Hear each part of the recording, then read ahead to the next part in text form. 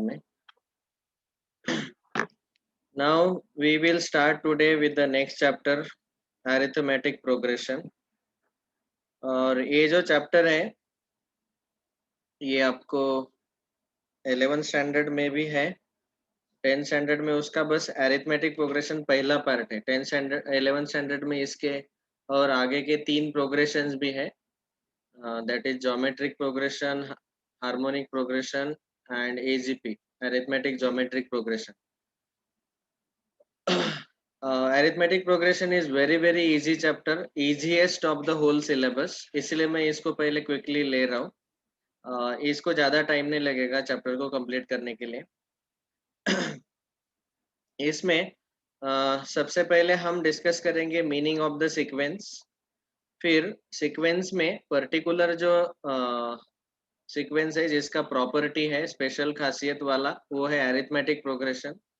और इसमें nth term और सम ऑफ n टर्म्स, ये दो फॉर्मूले हमें डिस्कस करने हैं.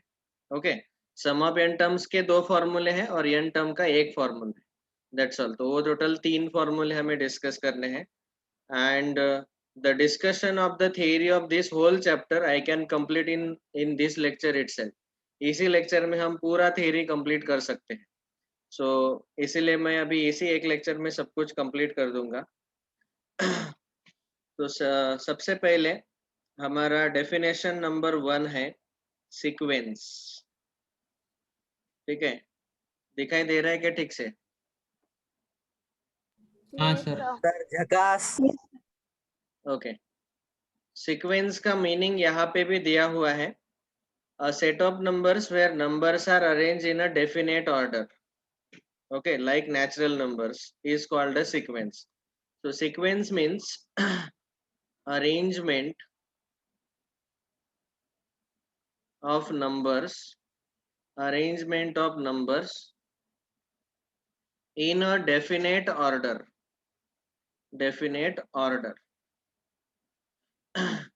is called as sequence. So for example, जैसे हम ले सकते हैं 2, 4, 6, 8, 10 and so on. This is a sequence because here there is a definite order. Here you can observe carefully कि हर एक एलिमेंट में डिफरेंस 2 का है, 2 टू ऐड करने के बाद. Okay, another sequence, I will give an example like this: 3, 9, 27, 81 and so on. इस particular sequence में आप देख सकते हैं कि next term divided by previous term, 9 divided by 3 answer आता है. 27 डिवाइडेड बाय 9 3 आंसर आता है. 81 डिवाइडेड बाय 27 3 आंसर आता है. मतलब यहाँ पे डिवीजन सेम है. मतलब नेक्स्ट टर्म लाना है तो पिछले टर्म को 3 से मल्टीप्लाई करते जाओ. तो इन सारे अरेंजमेंट्स को हम बोलते हैं सीक्वेंस. तो ये जो है इनका डेफिनेट एक ऑर्डर है, स्पेशल ऑर्डर है. ओके, अभी इन्हीं सीक्वेंस में एक स्पेशल सीक्वेंस रहता है, that is called as arithmetic progression.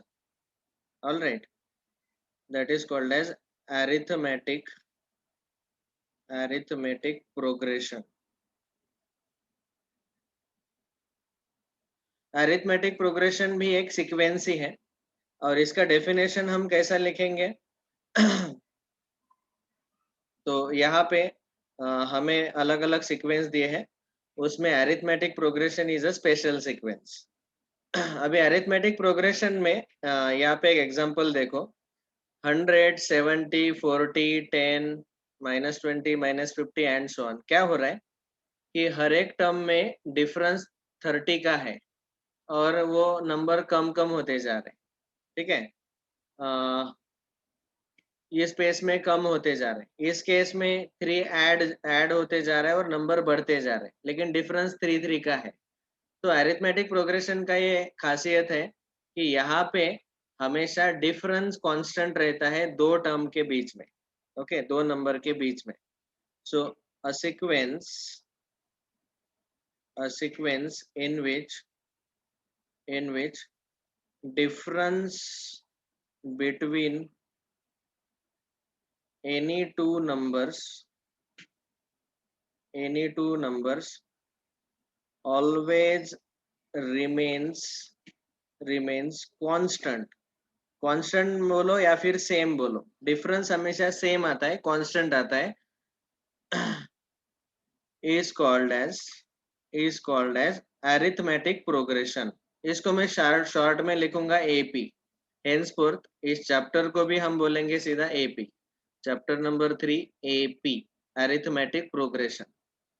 तो एक पर्टिकुलर सीक्वेंस जिसमें difference between any two numbers नहीं, सॉरी यहाँ पे गलत हो गया, एनी टू नंबर्स नहीं है, any two consecutive numbers, between any two consecutive numbers. consecutive म्हणजे काय, क्रमाने येणारे, एका पाठोपाठ एक येणारे जे आहेत त्यांच्यामधला फरक, डिफरन्स हा नेहमी कॉन्स्टंट असेल, सेम असेल.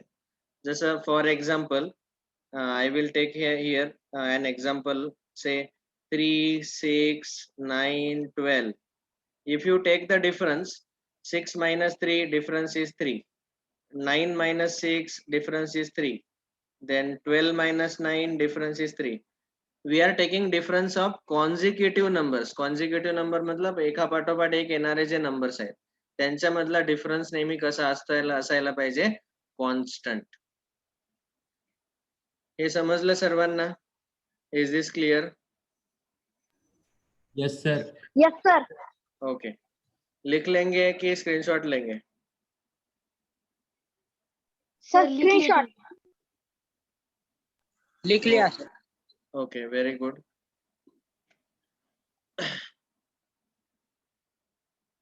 तो ये हुआ definition of sequence, and then उसमें स्पेशल सीक्वेंस जिसमें डिफरेंस कांस्टेंट रहता है, ऐसे सीक्वेंस को हम बोलते हैं arithmetic progression. Okay, next number 3, term of sequence. तो टर्म याचा अर्थ काय होतो बघा, कुठलाही सिक्वेन्स जर दिला असेल तर त्याच्यामध्ये आपण जसे for example, I will directly take an example here. So 3 + 4 7, 7 + 4 11, 11 + 4 15. ही एक अरिथमेटिक प्रोग्रेशन आहे. This is an arithmetic progression, कारण याच्यामध्ये डिफरन्स जो आहे तो 4 चा डिफरन्स आहे प्रत्येक कॉन्झिक्युटिव्ह टर्म मध्ये. ओके, आता याच्यामध्ये जो पहिला नंबर असतो त्याला आपण म्हणतो, त्याला आपण डिनोट करतो एकतर T1 नी किंवा A1 नी. नंतर सेकंड जो नंबर असतो त्याला डिनोट करतो आपण T2 किंवा A2 नी. ओके, और T3 A3. याच्यावरनं तुमच्या हे लक्षात येत असेल की this is just a notation. Term of sequence means प्रत्येक जो नंबर आहे त्याला आपण म्हणतो टर्म ऑफ सिक्वेन्स. सो आपण असं म्हणणार, every number in the sequence is called, sequence मधला प्रत्येक नंबर जो आहे त्याला आपण काय म्हणतो, is called as term of sequence. त्या प्रत्येकाला आपण टर्म म्हणतो. and they are denoted by, ते सर्व ज्या टर्म्स आहेत त्या डिनोट केल्या जातात दोन मेथड ज्या मी तुम्हाला आता सांगितल्या, T1, T2, T3, T4 and so on. और दूसरा नोटेशन आहे A1, A2, A3, A4 and so on. Generally आपल्या बुक मध्ये T1, T2, T3 हे लेटर वापरले जातात, हे सिम्बॉल वापरले जाते, आणि CBSE मध्ये A1, A2 हे वापरले जाते, पण अर्थ एकच आहे. अर्थ एकच आहे की प्रत्येक टर्मला आपण नंबरने डिनोट करतोय, T1 लेटरने डिनोट करतोय, T1 फर्स्ट टर्म. तर आता इथं यांना आपण नाव असं देईल, T1 is called as first term, T2 is called as second term, TERM term, T3 is called as third term. अशा पद्धतीने त्यांना आपण नाव देतो. समजलं सर्वांना? Yes, So, sir. sir, other alphabet में यूज कर सकते हैं. we may use, but generally only T and A are used. T आणि Aच वापरला जातो जनरली. आतापर्यंत तर मी दुसरे कोणते बघितले नाहीत. 11वी-12वीच्या बुक मध्ये पण T1 T2 आणि A1 A2 च वापरलेले आहेत. Okay, we can use, there is no problem.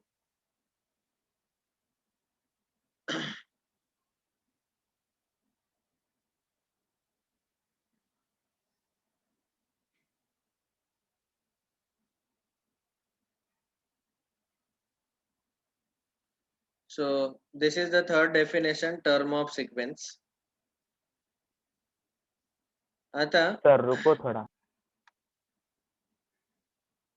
प्रत्येक टर्म नंतर कॉमा द्यायचा. You should give comma.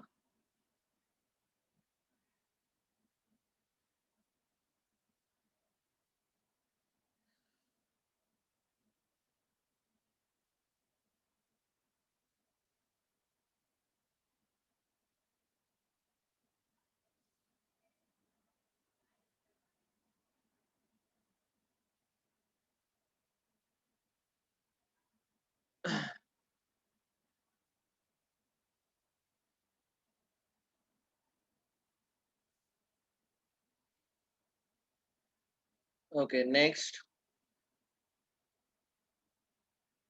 Sir हाँ बोला. सर इसके एग्जाम्पल में कौन सा सीक्वेंस है सर? इसके एग्जाम्पल में ये दिया ना, पहले मैंने एग्जाम्पल लिया, बाद में सीक्वेंस क्या है? हाँ, सीक्वेंस क्या है सर? पहले तो 2 से बढ़ गया है और उसके बाद 2 बार 4 से, और टाइम नंबर भी नहीं आ रहा है. हम तीसरा डेफिनेशन हमने लिखा टर्म ऑफ सीक्वेंस. तो इसमें एक महीने पहले सीक्वेंस लिख के दिया और हर एक नंबर को हम टर्म बोलते हैं और उसको T1 T2 T3 से डिनोट करते हैं, बस. Okay sir.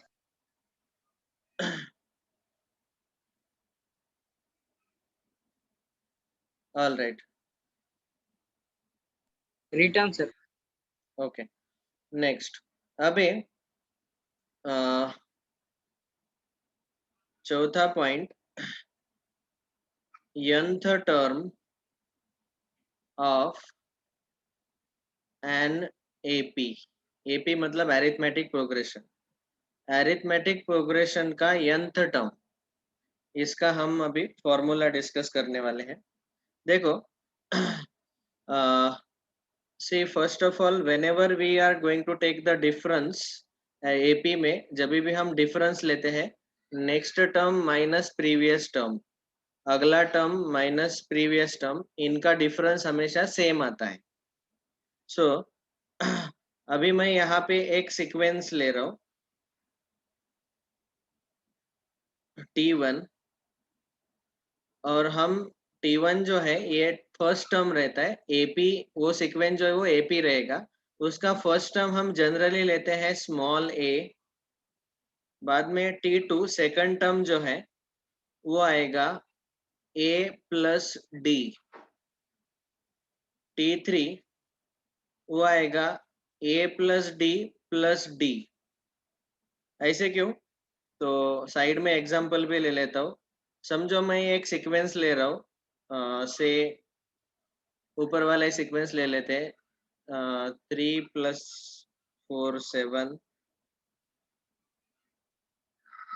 7 + 4 11, 11 + 4 15, and so on. So now यहाँ पे ये जो फर्स्ट टर्म है T1, that is 3. Second term T2 जो है वो अगर मुझे फाइंड आउट करना है तो उसमें मुझे एक बार 4 ऐड करना पड़ेगा, तब मुझे आंसर 7 मिलेगा. तो वैसे ही यहाँ पे हम वो जो डिफरेंस है जो हम ऐड करते हैं, दोनों का जो डिफरेंस है 4, उसको हम D से डिनोट कर रहे हैं. तो यहाँ पे मैं ये स्पेशली 2 लेटर यूज कर रहा हूँ. उन 2 लेटर का मीनिंग क्या है? So we are going to use here 2 letters. First letter is A. It is called as first term T1, and small d जो कि डिफरेंस है यहाँ AP में, it is called as common difference, common difference. ये जो small d है it is common difference. तो a is a first term of AP and d is the common difference. ये दो लेटर हम हमेशा यूज करेंगे पूरे चैप्टर में। तो यहाँ पे फर्स्ट टर्म ए रहेगा, सेकंड टर्म अगर मुझे फाइंड आउट करना है तो ए में एक कॉमन डिफरेंस डी ऐड करना पड़ेगा। आपको समझ में आ रहा होगा, साइड में एग्जांपल भी ले रहा हूँ मैं। अभी अगला T3 अगर तीसरा टर्म मुझे चाहिए तो ये जो पहला टर्म 3 है उसमें 4 दो बार ऐड करना पड़ेगा, तब मुझे जाके आंसर 11 मिलेगा। तो इसीलिए हमने दो बार d difference common difference add किया। T4 अगर मुझे चाहिए तो ये जो कॉमन डिफरेंस है 3 बार ऐड करना पड़ेगा। जैसे T4 यहाँ पे है 15 लाने के लिए मुझे इसमें 4 3 बार ऐड करना पड़ेगा। ओके, तो इसी तरीके से हम हर एक टर्म ऐसा एपी में फाइंड आउट कर सकते हैं। अभी मुझे चाहिए फॉर्मूला किसका, nth टर्म का। तो अभी ये जो T1 है फर्स्ट टर्म, इसको मैं लिख रहा हूँ a प्लस 0 इंटू डी। इसको मैं लिख रहा हूँ a plus D. a plus D को मैं लिख सकता हूँ a plus 1 into D. 0 into D मतलब वो 0 ही है, बस a ही है वो, लेकिन लिखने का ये तरीका है, समझ लो। इसको मैं लिख सकता हूँ a प्लस 2 इंटू डी, क्योंकि d 2 बार ऐड हुआ है। यहाँ d 3 बार ऐड हुआ है, तो इसको मैं लिख सकता हूँ a प्लस 3d। ऐसे अगर मुझे T5 लिखना है तो यहाँ d 4 बार ऐड होगा, तो वो आ जाएगा a plus 4 into D. If I continue like this, तो अभी nth टर्म ऑफ एपी जो है उसको हम डिनोट करेंगे Tn। यहाँ पे स्मॉल n जो है, small n is nothing but a natural number, n belongs to capital n, n is a natural number. तो Tn जो है वो आएगा a प्लस, अभी आप ऑब्जर्व करो, जब हमने T1 लिया था तो T1 के केस में यहाँ पे T1 जो है सफिक्स 1 था, तो d का कोएफिशिएंट 0 है।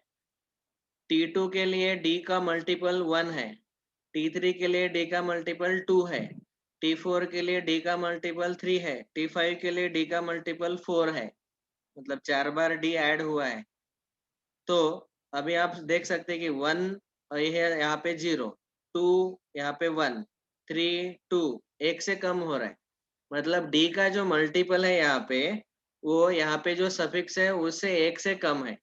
तो यहाँ अगर Tn है तो आप ही बोलो d का मल्टीपल यहाँ कितना आएगा। n minus 1। Very good, n minus 1। यही फॉर्मूला है हमारा nth टर्म ऑफ एपी का। Tn is equal to a plus n minus 1 into d. इसको हमें याद रखना है। Tn मतलब nth term of AP is equal to a plus n minus 1 into d. So this is the nth term. Okay, n यहाँ पे एक natural number है। ये जो सफिक्स है ना 1 2 T1 T2 T3 and so on. So this is how we find out nth term of AP. समझ में आया ये फॉर्मूला सबको? Yes sir. Okay, write down. Sir screenshot ले लिया। डायरेक्ट स्क्रीनशॉट पे काम चला रहे। अभी इस Okay. सीक्वेंस में मैंने अगर आपको पूछा कि nth टर्म फाइंड आउट करो, तो अभी यहाँ पे आपको पहले से ही पता है कि a का वैल्यू 3 है फर्स्ट टर्म, और कॉमन डिफरेंस जो है वो है 7 minus 3 that is 4। Common difference कैसे निकालते हैं हम, next term minus previous term. आप चाहे 7 माइनस 3 ले लो या 11 माइनस 7 ले लो, कौन से भी जो दो कॉन्जिक्यूटिव नंबर से उनका सब्ट्रैक्शन। तो यहाँ पे ये जो फॉर्मूला है a plus n minus 1 into d, इसमें a और d का वैल्यू डाल दो। तो a का वैल्यू आएगा 3 plus n minus 1 as it is रहने दो, और d का वैल्यू है 4 इंटू 4। और इसको आप सिंप्लीफाई करेंगे तो 3 plus 4 into n 4n and 4 into minus 1 minus 4। अभी ये नंबर को ऐड करो, 4n को एज इट इज रहने दो और 3 माइनस 4 माइनस 1। तो Tn का जो आंसर आता है वो आता है 4n माइनस 1। अभी आप ऑब्जर्व कर सकते हैं कि जो nth टर्म यहाँ पे मुझे मिला Tn, वो मिला 4n माइनस 1। तो ये जो है ये लीनियर है इन n, ये जो इक्वेशन मिला, पॉलिनोमियल जो मिला, it is linear polynomial in variable n। और यहाँ पे मुझे अगर ऑलरेडी nth टर्म पता है tn is equal to 4n-1, और मैंने आपको बोला कि t1 क्या रहेगा, मुझे समझो इतना ही पता है, तो बस आपको क्या करना है, n के जगह 1 डाल दो। t1 निकालने के लिए n के जगह 1 डाल दो। तो यहाँ n के जगह मैंने 1 डाल दिया, तो 4 into 1 minus 1, 4 minus 1 answer is 3। अगर मुझे t2 निकालना है तो n के जगह 2 डालो, तो t2 में n के जगह 2 डालेंगे तो 4 into 2 minus 1, 8 minus 1 7। t3 निकालना है, मतलब इसका मतलब क्या है, ये एक जनरल फॉर्मूला है, tn एक जनरल टर्म बन गया, और उसमें पर्टिकुलर टर्म अगर मुझे फाइंड करना है, पहला दूसरा तीसरा, मैंने अगर आपको पूछा कि 100वां टर्म फाइंड आउट करो इसी सीक्वेंस में आगे जाके 100 टर्म कौन सा आएगा, तो n की जगह यहाँ 100 डाल दो, 4 into 100 400 minus 1 दैट इज 399 आएगा। सो लाइक दिस हम सीक्वेंस अगर दिया है तो जनरल टर्म फाइंड कर सकते हैं, और जनरल टर्म अगर पता है तो सीक्वेंस से हम जनरल टर्म फाइंड कर सकते हैं, और जनरल टर्म का यूज करके हम सीक्वेंस फाइंड कर सकते हैं, कोई भी टर्म पर्टिकुलर टर्म फाइंड कर सकते हैं। ये दोनों हम अल्टरनेट सॉल्व कर सकते हैं। इतना समझ में आया सबको? Yes, sir. Yes sir. Okay, Yes, sir. इसका 1 minute सर लिखना।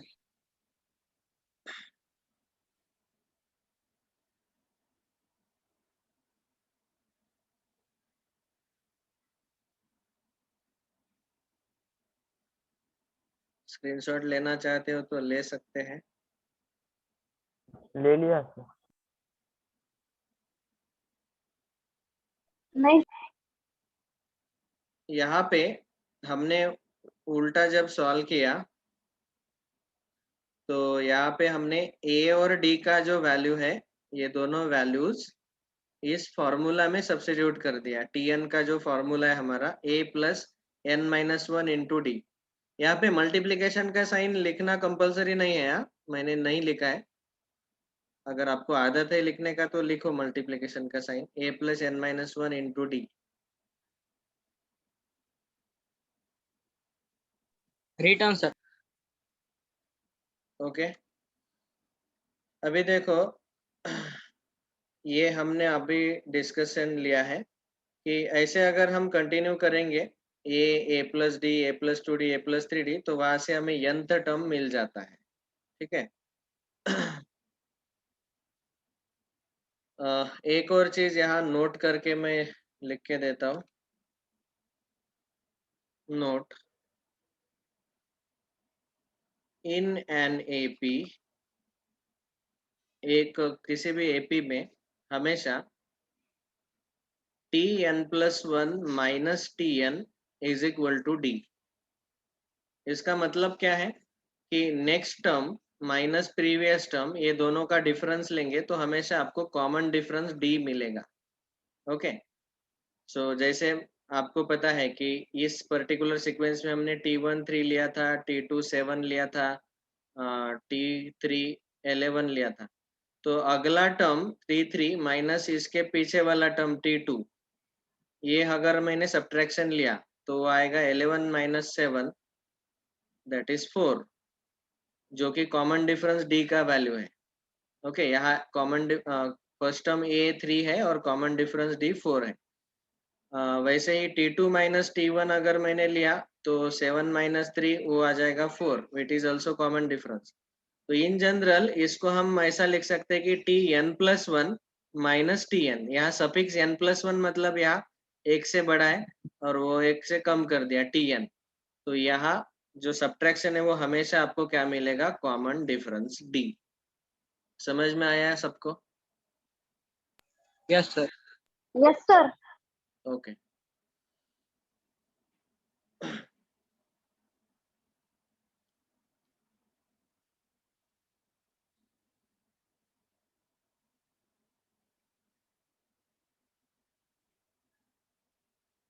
चलो सर आगे।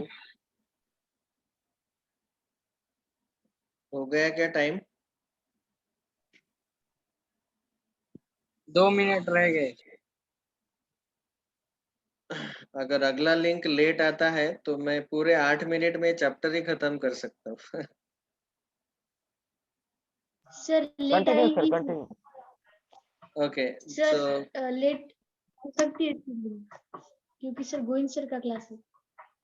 ओके, तो अभी तक हमने जो डिस्कस किया, पहला पॉइंट था सीक्वेंस। सीक्वेंस मतलब जो नंबर्स है वो डेफिनेट ऑर्डर में अरेंज किए रहते हैं। जैसे यहाँ पे डिफरेंस सेम है, 2 का डिफरेंस है, यहाँ मल्टीप्लिकेशन लेके हमें सीक्वेंस मिल रहा है, तो डेफिनेट ऑर्डर है। अरिथमेटिक प्रोग्रेशन में हमेशा डिफरेंस जो है वो कांस्टेंट रहता है। Next term minus previous term is always constant. किसी भी टर्म को आप सिक्वेंशियली T1 T2 T3 या A1 A2 A3 ऐसे डिनोट कर सकते हैं। और पर्टिकुलरली अगर मुझे nth टर्म का फॉर्मूला फाइंड आउट करना है तो हमने देखा कि a plus D, a plus 2d, a plus 3d ऐसे कंटिन्यू होते होते ये tn का जो फॉर्मूला है वो a plus n minus 1 into D ऐसे मिलता है AP में। ठीक है, और अगर हमें जनरल टर्म tn पता है तो उससे हम ये सीक्वेंस का कोई भी टर्म फाइंड आउट कर सकते हैं। ओके, और हमने देखा कि कॉमन डिफरेंस जो है वो हमेशा next term minus previous term रहता है। नेक्स्ट टर्म को हम tn प्लस 1 से डिनोट करते हैं और प्रीवियस टर्म को tn से डिनोट करते हैं। The last point of this chapter is now point number 5, that is sum of n terms of an AP। Last point क्यों बोल रहा हूँ मैं, देखो इस चैप्टर में जो थियरी पॉइंट्स है जो हमने एकदम शुरू में हेडिंग में देखा था, ये है sequence, arithmetic progression, nth term of AP, now sum of n terms of AP. So that is the last point of this particular chapter.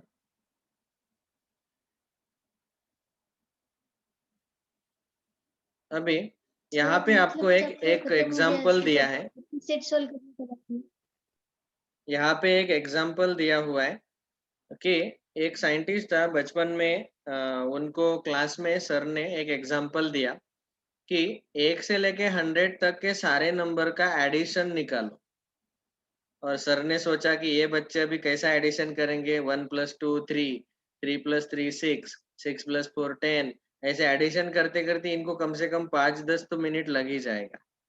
तो टीचर क्या हो गए, टीचर चले गए बाहर। तो टीचर बाहर चले गए चाय पीने के लिए। फिर उस स्टूडेंट में एक स्टूडेंट था, उसका नाम है Gauss, Carl Gauss. This is a scientist, mathematician. उसने एकदम 1 मिनट में ही आंसर निकाल के डायरेक्ट वो टीचर के पीछे भागने लगा, सर सर सर मेरा आंसर देखो, मेरा आंसर देखो। तो उसने क्या किया, डायरेक्टली उसने एक ऐसा मेथड यूज किया कि 1 से लेके 100 तक ऐसे नंबर्स ऐसे लिखे उसने, 1 2 3 गैप दे के ऐसे लिखे, सारे नहीं लिखे, बस ऐसे लिखे और डॉट डॉट डॉट करके 100 तक लिखा। बाद में उल्टा लिखा, 100 1 के नीचे 100 लिखा, 2 के नीचे 99, ऐसे उल्टे पूरे 100 से 1 तक लिखे। और फिर हर एक का उसने एडिशन लिया, 100 प्लस 1 101, 99 प्लस 2 101, 99 प्लस 3 101, 97 प्लस 4 101। ये उसको समझ में आया, अरे यार इनको ऐड करूँ तो 101 आता है, 101 आता है, 101 आता है, तो ये पूरा 101 आ रहा है। अभी ये 101 कितने बार आएगा, 100 टाइम्स, क्योंकि 100 बार एडिशन ऐसा लेना पड़ेगा। तो 101 इंटू 100। लेकिन मैंने तो सम लेते वक्त ये 100 नंबर्स लिए और उल्टे भी 100 नंबर्स लिए, तो 2 बार एडिशन हो गया। तो जो आंसर आया 101 इंटू 100, इसको मुझे 2 से डिवाइड करना पड़ेगा। तो उसने उसको 2 से डिवाइड कर दिया, तो 101 इंटू 100 अपॉन 2, तो वो आ जाएगा 5050। तो ये आंसर उसने 1 मिनट में निकाल के सर को दिखाया।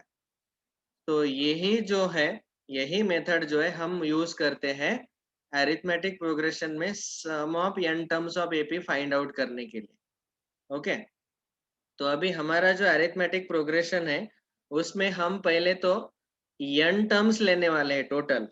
पहला टर्म a, दूसरा टर्म a प्लस डी, ऐसे टोटल nth टर्म, आखिरी वाला टर्म जो है वो a plus n minus 1 D रहेगा।